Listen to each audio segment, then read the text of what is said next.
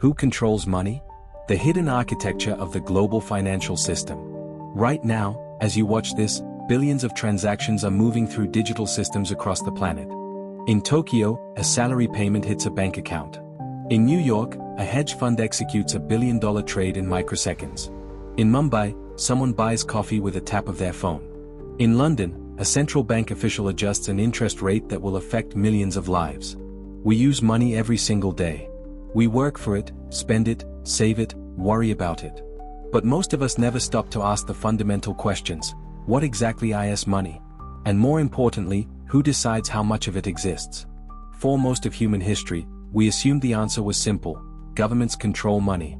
They print it, mint coins, and stamp it with official seals. But that's only a fraction of the truth. The reality is far more intricate. Modern money isn't created in printing presses alone. It's generated in databases, loan contracts, and bond markets. It flows through a vast web of institutions: central banks, private banks, global organizations, and financial markets, each playing a different role in what might be the most powerful structure in human civilization. This is the story of how that system actually works, who governs it, and why the real power over money doesn't rest in any single person's hands, but in a layered architecture of influence, policy, and most importantly, trust. Chapter 1: The Evolution of Money. Let's start at the beginning. Money begins as an idea, a shared agreement that something has value. 10,000 years ago, humans didn't have money. They bartered directly, grain for pottery, meat for tools. But as societies grew more complex, barter became impossibly inefficient. How do you trade a cow for a haircut? So we invented money. Seashells on Pacific Islands. Salt in ancient Rome, which is where the word salary comes from. Gold and silver coins in ancient Greece and China. These were tangible stores of value that everyone agreed were worth something. But here's where it gets interesting. As economies expanded during the Renaissance, carrying around heavy metal coins became impractical. Merchants started depositing gold with bankers and receiving paper receipts instead. Those receipts could be traded as if they were gold itself. This was revolutionary. Money had separated from its physical form. It had become a promise. Fast forward to today. Over 90% of the world's money doesn't exist as physical cash. It's not in your wallet or in bank vaults. It's numbers in digital ledgers, moved by keystrokes, existing purely as information in computer systems. When your employer pays you, no physical money changes hands. Numbers decrease in one account and increase in another. The money is simply believed into existence. Right now, there's approximately $40 trillion in physical currency worldwide. But the total broad money supply, including all bank deposits and liquid assets, exceeds $100 trillion. Some estimates put global financial assets, including derivatives, at over $1 quadrillion. Where did all that extra money come from? Who created it? Who controls it? To answer that, we need to understand the architecture. Chapter 2, Layer 1, the central banks. At the top of the monetary hierarchy sit the central banks, the official issuers of currency for each nation. The Federal Reserve in the United States. The European Central Bank. The Bank of England. The Reserve Bank of India. The Bank of Japan. The People's Bank of China. Every major nation has one, and they are perhaps the most powerful institutions most people have never really thought about. Central banks are unique because they sit between governments and the financial system. They're usually independent from direct political control. No president or prime minister can simply order them around. Yet their policies shape everything from employment rates to inflation to the value of your savings. When people imagine printing money, they picture literal printing presses churning out bills. And yes, central banks do order the physical printing of cash. But that's a tiny fraction of what they actually do. The real money creation happens on the central bank's balance sheet. Here's how it works. When a central bank wants to increase the money supply, it doesn't literally print dollars or euros. Instead, it buys assets, usually government bonds, from commercial banks. In exchange, it credits those banks with new reserves. These reserves are essentially entries in a ledger, created out of nothing by keystrokes. This process, called quantitative easing in its modern form, was used massively after 2008 and again during the COVID pandemic. The Federal Reserve's balance sheet went from under $1 trillion in 2008 to nearly $9 trillion by 2022. That's trillions of dollars of new money, created digitally. But central banks do something even more important than creating reserves: they set interest rates. When the economy slows down and unemployment rises, central banks typically lower interest rates. This makes borrowing cheaper, encouraging businesses to invest and consumers to spend. It's like pressing the accelerator on the economy. When inflation gets too high, when prices rise too fast, they raise interest rates. This makes borrowing expensive, slowing down spending and investment. It's like pumping the brakes. These decisions ripple through everything. Mortgage rates, car loans, credit card interest, business expansion plans, stock market valuations, currency exchange rates, even whether other countries can afford their debt payments. In 2022 and 2023, when central banks worldwide raised rates to fight inflation, we saw the effects. Housing markets cooled, tech companies laid off thousands, and several banks collapsed from the stress. A handful of people, the governors and board members of central banks, make these decisions in periodic meetings. In the US, the Federal Open Market Committee meets 8 times a year. Their statements are analyzed word by millions of traders, economists, and journalists. So central banks control the base money supply and the price of borrowing. But they don't control where that money actually goes.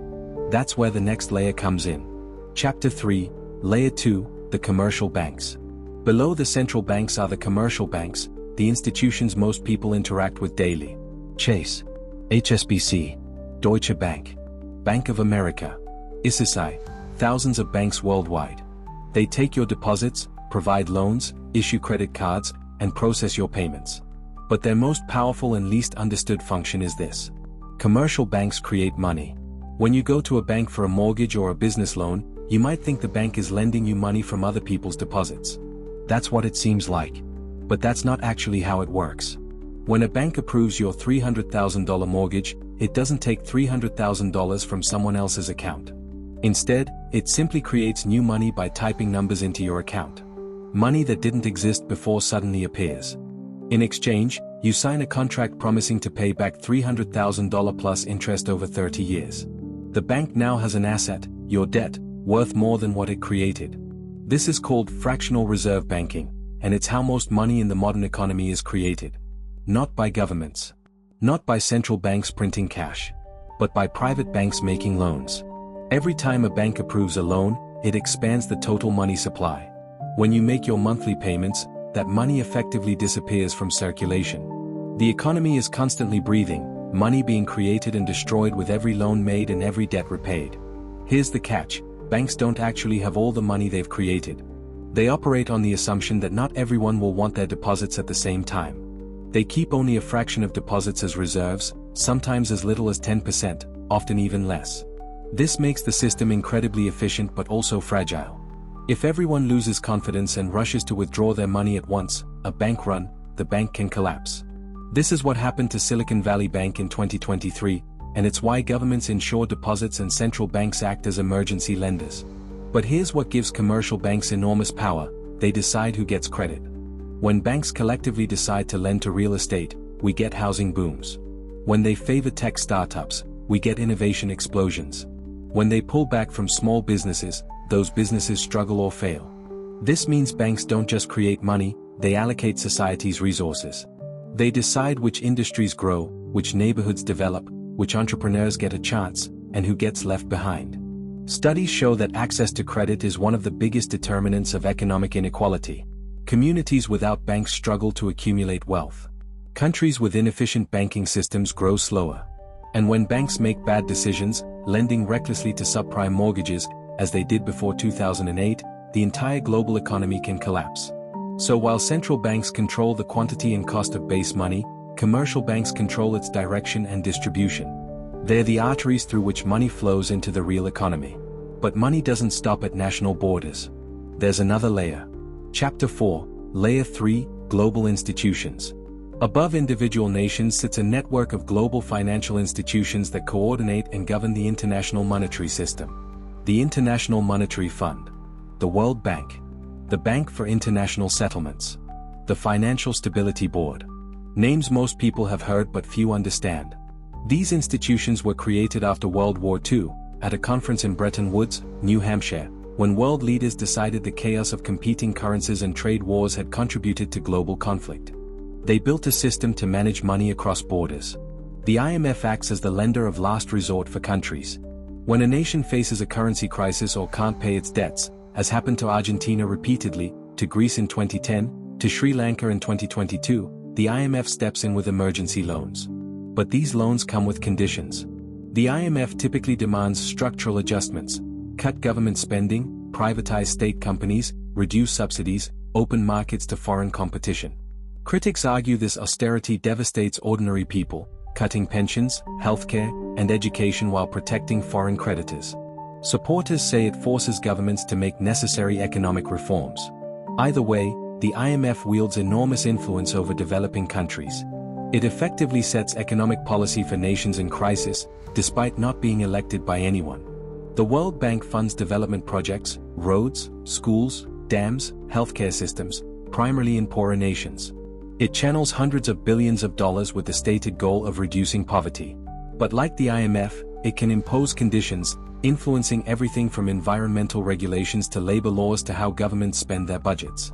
Then there's the Bank for International Settlements, the BIS, often called the Central Bank for Central Banks.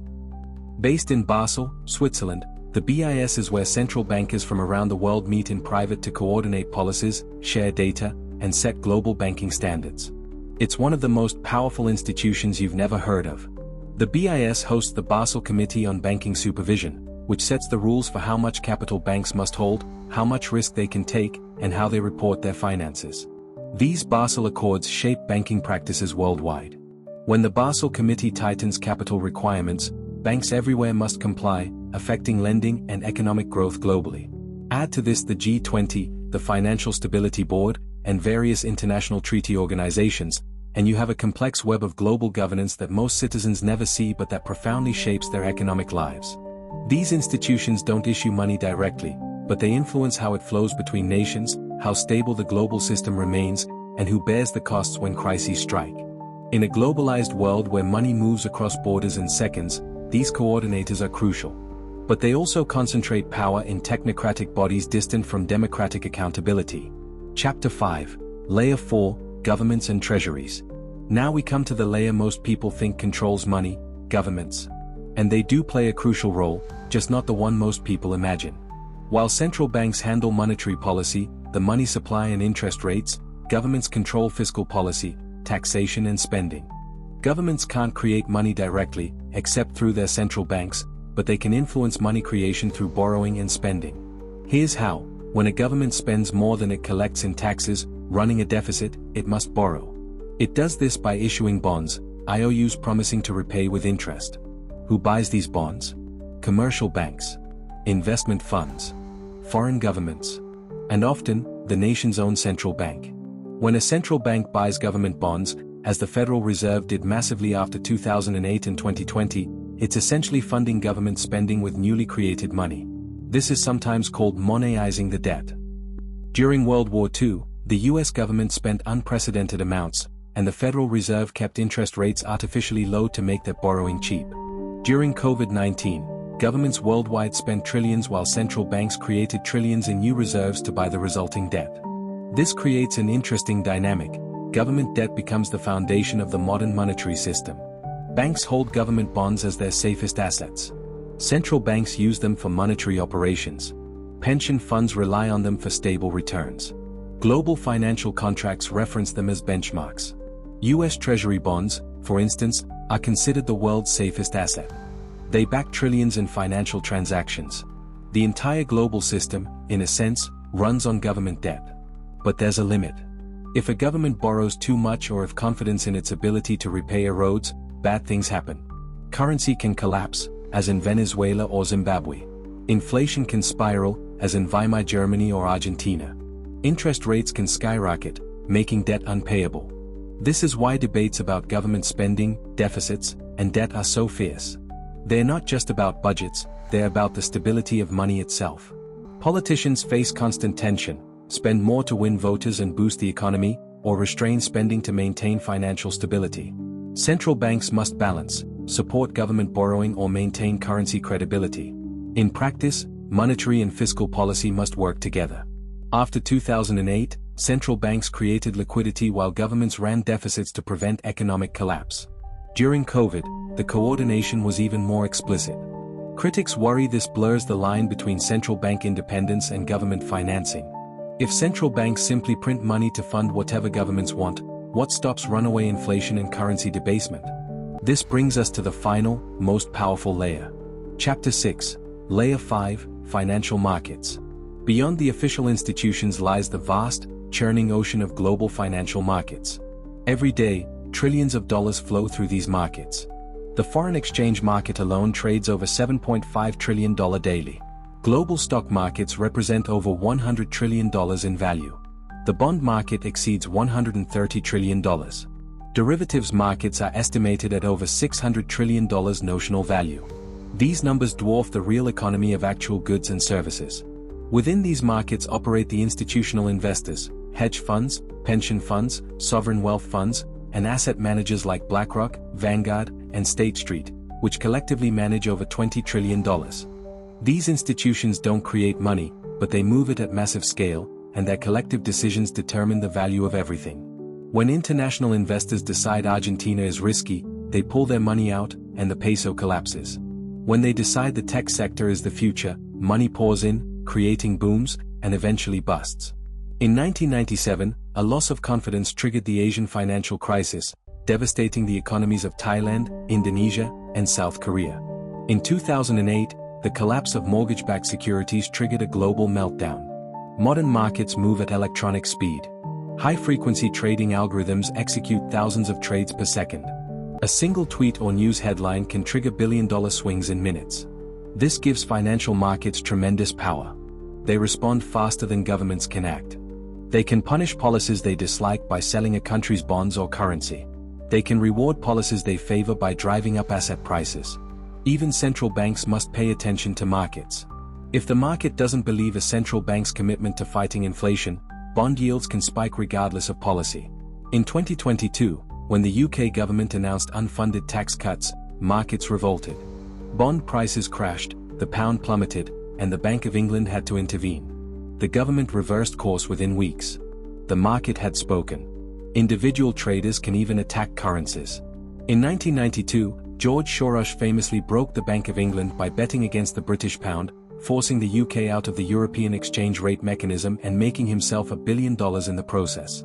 This reveals something crucial. In the modern system, perception matters as much as policy. Markets are driven by psychology, fear and greed, confidence and panic. If investors believe a currency will fall, they sell it, and it falls. The belief becomes self-fulfilling. Central banks and governments can set policies, but markets ultimately determine whether those policies work. This is why economists now speak of credibility and forward guidance, the art of convincing markets you'll do what you say. Money, at this level, is as much about storytelling as economics. Chapter 7. The Real Power, Trust and Coordination. So we've seen the layers. Central banks create base money. Commercial banks multiply it through credit. Global institutions coordinate across borders. Governments tax, spend, and borrow. Markets value and move everything. But who really controls money? The answer is, no one and everyone. Control is distributed across this entire system. Each layer can influence the others, but none holds absolute power. Central banks can set interest rates, but they can't force banks to lend or people to borrow. Banks can create money through loans, but only if borrowers are willing and regulators allow it. Governments can spend, but only if markets will buy their bonds. Markets can move money, but only within the framework of laws and regulations. It's a system of checks and balances, constant negotiation and feedback loops. The system works as long as incentives align. But when they diverge, when speculation runs wild, governments overborrow, or banks take reckless risks, crises emerge. That's when we discover who truly has the power, central banks as lenders of last resort. In 2008, when the financial system was hours from total collapse, central banks stepped in. The Federal Reserve, the European Central Bank, and others created trillions in new money to prevent bank failures from cascading into economic apocalypse. In 2020, when the pandemic shut down the global economy, they did it again, even faster and bigger. But this power comes at a cost. The money created to save the system doesn't flow equally. It goes first to banks and financial markets. Asset prices rise before wages do. Those who own stocks, bonds, and real estate benefit far more than those who rely on paychecks. This is why wealth inequality has soared in the decades since central banks became hyperactive. The top 1% now owns more wealth than the bottom 90% in many countries. Monetary policy isn't politically neutral. It shapes who wins and loses in the economy. And this is driving a crisis of legitimacy. People increasingly question whether unelected technocrats in central banks should have so much power. Whether banks should be able to create money through lending. Whether the system serves everyone or just the wealthy. This is partly why cryptocurrencies emerged. Bitcoin, created in 2009 right after the financial crisis, was explicitly designed as an alternative. Money no government or bank can control, with a fixed supply no one can inflate away. While crypto remains volatile and hasn't replaced traditional money, it represents a philosophical challenge, the idea that people should control their own money, not institutions. Meanwhile, central banks are developing their own digital currencies, CBDCs, combining digital efficiency with state authority. China has already launched its digital yuan. The EU, UK, and others are testing versions. This could transform monetary control again. Digital currencies can be programmed, spending tracked, transactions restricted, interest rates varied per person. This offers powerful policy tools but raises serious questions about privacy and freedom. But underneath all the institutions, all the technology, all the policy debates, lies one fragile foundation: public confidence. If people stop believing their money has value, no institution can enforce it. History is full of examples. Weimar Germany in the 1920s. Zimbabwe in the 2000s. Venezuela today. When trust evaporates, money becomes worthless overnight. No amount of policy can fix it. That's why maintaining confidence is the ultimate priority. Every central bank decision, every government policy, every market intervention, all are designed to preserve that invisible agreement between people and their money. Money, then, is less about control than about coordination. It's a collective story we all participate in: governments, banks, businesses, and citizens. We all control money, in a sense. Every time you accept payment, make a purchase, or deposit your paycheck, you reinforce the system. Your trust gives it power. The institutions at the top may shape the rules, but it's our collective belief that makes money real. Closing, the future of money. As we look forward, the architecture of monetary control will continue evolving. Digital currencies, both private cryptocurrencies and state CBDCs, will change how money works. Artificial intelligence may automate policy decisions. Climate change may require new forms of money linked to carbon emissions. Global power shifts may challenge dollar dominance. But the fundamental truth will remain: money is trust made tangible. Formally, central banks control money's creation. Functionally, private banks and markets amplify it. Globally, international institutions coordinate it. Politically, governments influence it. Technologically, innovators are reimagining it. And ultimately, society sustains it through belief. So the next time you check your bank balance, swipe your card, or watch the news about interest rates and inflation, remember, you're witnessing not just numbers, but the most intricate system of human cooperation ever created, a system where power is distributed, trust is currency, and control belongs not to any single authority but to the complex dance of institutions, markets, and belief itself. The question isn't really who controls money. The question is, what kind of monetary system do we want to believe in? Because in the end, money, like all human inventions, is only as good as the trust we place in it.